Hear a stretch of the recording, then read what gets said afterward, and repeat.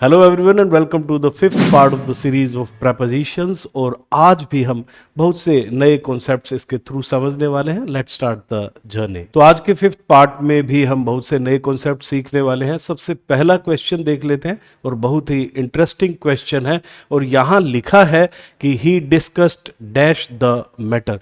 बहुत बार हम इस क्वेश्चन से रिलेटेड गलती कर देते हैं और वो ये कर देते हैं कि हम इस डिस्कस के बाद कोई ना कोई प्रपोजिशन का यूज कर लेते हैं, चाहे ओन कर लिया या अबाउट कर लिया, लेकिन वो गलत होता है। तो हमें करना क्या होगा कि यहां पे कोई भी प्रपोजिशन आपको यूज नहीं करना है। तो सेंटेंस किस तरीके से बना, ही डिस्कस्ड द मैटर। इसका मतलब आपका डी ऑप्शन जो है वो बिल्कुल सही है, नो प्रपोजिशन रिक्वायर्ड। तो बहुत से ऐसे वर्ड्स होते हैं जिसमें आप प्रपोजिशन का यूज नहीं करते हैं और एक बेसिक वर्ड वो डिस्कस है और ये क्वेश्चन आपसे पूछा जा सकता है, इसलिए इस क्वेश्चन के बारे में आप थोड़ा ज्यादा जानकारी रखें।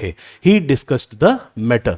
हमारा अगला क्वेश्चन है, he came here dash the end of the game.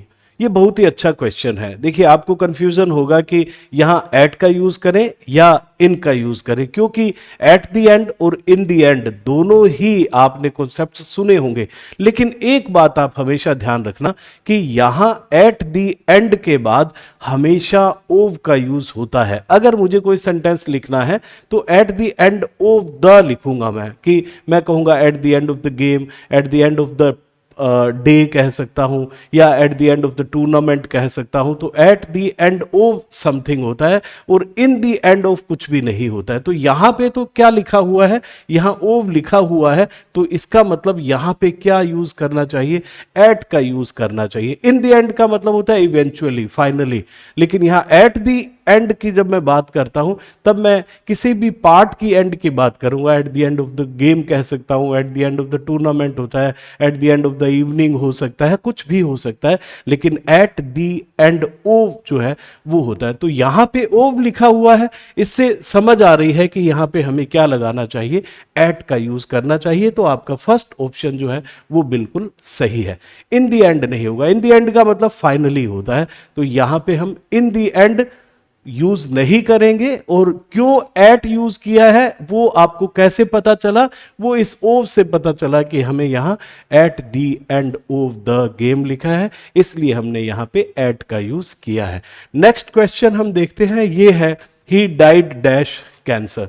तो किसी भी बीमारी से किसी की डेथ होती है तो हम लोग डाई के बाद वहां ओव का यूज करते हैं। बहुत बेसिक क्वेश्चन है, पूछे जाने वाला क्वेश्चन है, इसलिए आप ध्यान रखें, ही डाइड ऑफ कैंसर होगा। He died of cancer. कोई भी बीमारी से रोग से जब मृत्यु होती है तो हम कहते हैं ही डाइड ऑफ कैंसर। और इसी तरीके से क्या है कि हम देखते हैं कि कोई राष्ट्र के लिए अपने प्राण न्यौछावर करता है तो हम क्या बोलते हैं, he died for the nation. ऐसा नहीं कि हमेशा ही डाई के बाद ओव आता है। और कुछ करने से, जैसे मैं कहूँ कि ओवर ईटिंग करके किसी की डेथ होगी तो हम क्या लिखेंगे, he died from over eating. तो कोई रोग है या डिजीज है तो हम क्या लिखेंगे, ही डाइड ऑफ कैंसर। तो यहां पे सेकंड ऑप्शन आपका बिल्कुल सही है।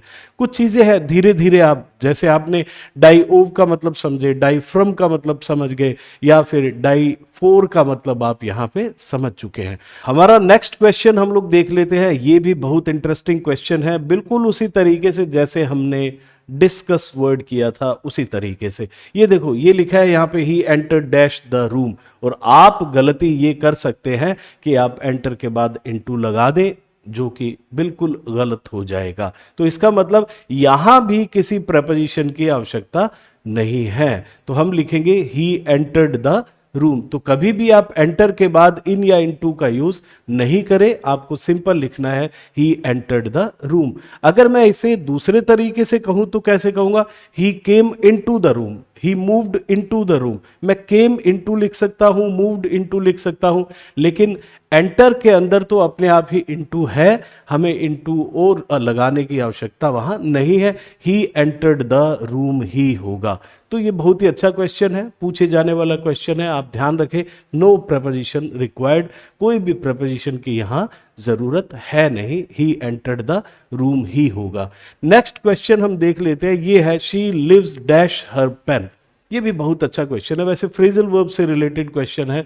तो हम कहते हैं कि she lives by her pen, मतलब वो सरवाइव करते हैं, किसी भी कोई भी जॉब करते हैं उससे हम कहें कि आजीविका कमाते हैं, उसके लिए लिव बाय वर्ड का हम लोग यूज करते हैं। तो यहाँ पे हम क्या लिखेंगे, she lives by her pen. Survive करना, कोई जॉब करना जिसके थ्रू आप कोई अपनी आजीविका कमाते हैं, उसके लिए हम वर्ड यूज करते हैं लिव बाय। लिव के साथ बाय हम यूज करते हैं, तो she lives by her pen आपका आंसर सही होगा। ये देख लेते हैं, rice sells dash ₹40 a kilo. तो आप प्रति यूनिट कोई भी चीज बेचते हैं, खरीदते हैं, तब हम क्या यूज करते हैं, यहाँ एट का यूज करते हैं। और यहाँ क्या लिखेंगे हम, rice sells at ₹40 a kilo. तो किसी प्रति यूनिट के हिसाब से आप कुछ बताते हैं, तब हम एट का यूज करते हैं। और यहाँ पे हम ये फोर्थ ऑप्शन यूज करेंगे, वो है एट, और ये लिखा जाएगा rice sells at ₹40 a kilo. ये क्वेश्चन भी पूछा जा सकता है, आप इसका ध्यान रखें। नेक्स्ट क्वेश्चन हम देख लेते हैं, I will meet you dash next week. आप इसमें भी गलती कर सकते हैं कि आप ऑन नेक्स्ट वीक लिख सकते हैं।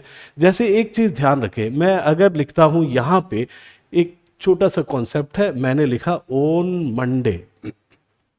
अगर इसी तरीके से ये मंडे यहां पे मॉडिफाइड है, अगर ये मंडे यहां मॉडिफाइड है, नेक्स्ट हो गया, मान लो मैं एवरी भी लगा सकता हूं यहां, एवरी मंडे, नेक्स्ट मंडे, तो मैं यहां पे अब प्रेपोजिशन यूज नहीं करूंगा। ऑन नेक्स्ट मंडे नहीं बोलूंगा, ऑन एवरी मंडे नहीं बोलूंगा। There will be a test every Monday, on every Monday नहीं होगा। तो यहां पे कोई भी प्रेपोजिशन मैं अब यूज नहीं करूंगा। तो इसी तरीके से यहां जब नेक्स्ट वीक हो गया, तब यहां भी कोई भी प्रेपोजिशन यूज नहीं होगा। I will meet you next week, ऐसे नहीं लिखेंगे ऑन नेक्स्ट वीक, वो गलत हो जाएगा। जिस तरीके से ऑन मंडे होगा बिल्कुल सही है, लेकिन नेक्स्ट मंडे होगा, एवरी मंडे होगा, तब हम क्या करेंगे, यहां पे कोई भी प्रेपोजिशन यूज नहीं करेंगे। तो आपका फोर्थ ऑप्शन ये यहां बिल्कुल सही है, I will meet you next week. Next question देख लेते हैं, this hall comprises dash 100 students. कहना चाहता हूं कि इस हॉल में 100 स्टूडेंट्स हैं, 100 स्टूडेंट्स हैं। तो कंप्राइज का मतलब हुआ कंसिस्ट ऑफ, कंसिस्ट ऑफ से मतलब हुआ।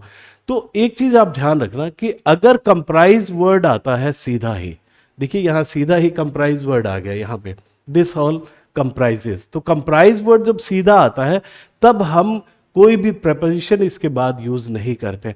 इज कंप्राइज्ड ऑफ हो सकता है, कंसिस्ट ऑफ हो सकता है, मतलब अगर मैं इज कंप्राइज्ड लिखूंगा तब मैं ओव लगा सकता हूं, कंसिस्ट के बाद मैं ओव लगा सकता हूं।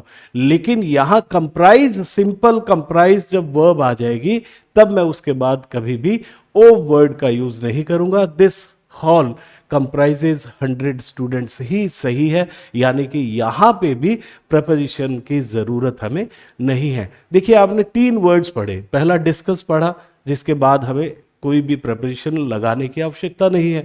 दूसरा आपने एंटर वर्ड पढ़ा, उसमें भी आपको प्रपोजिशन लगाने की आवश्यकता नहीं है। एंटर का जब तात्पर्य क्या होता है, कहीं अंदर जाने से होता है, उस सेंस में हम कभी भी एंटर के बाद इन या इनटू का यूज नहीं करेंगे।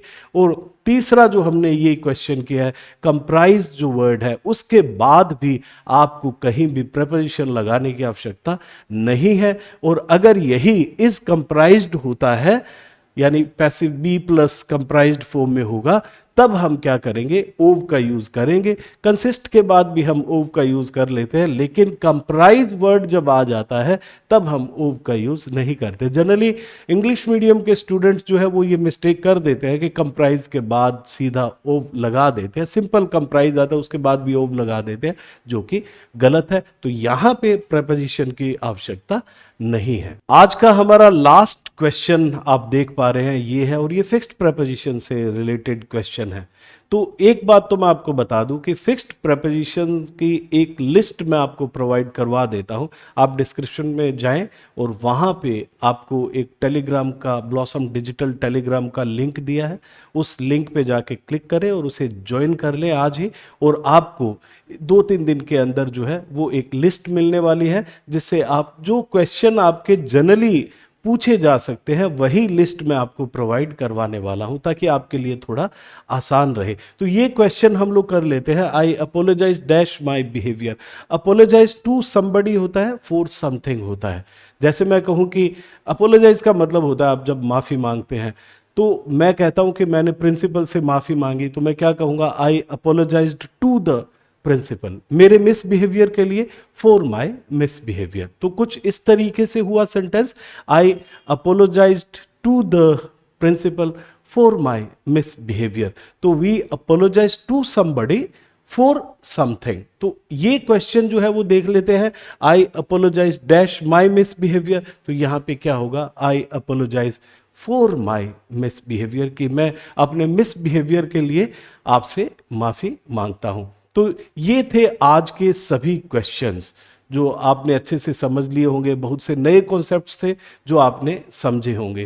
तो बहुत से नए लोग जो है वो जुड़ रहे हैं, उनसे मेरा रिक्वेस्ट है कि वो पहले तो इस चैनल को सब्सक्राइब कर लें और उसे लाइक करें, शेयर करें, उन लोगों तक पहुंचाएं जो इंग्लिश को बहुत ही इजी और इफ़ेक्टिव वे से सीखना चाहते हैं और अपने कम्पेटिटिव एग्जाम्स की तैयारी अच्छे से करना चाहते हैं। Thank you very much and have a wonderful day.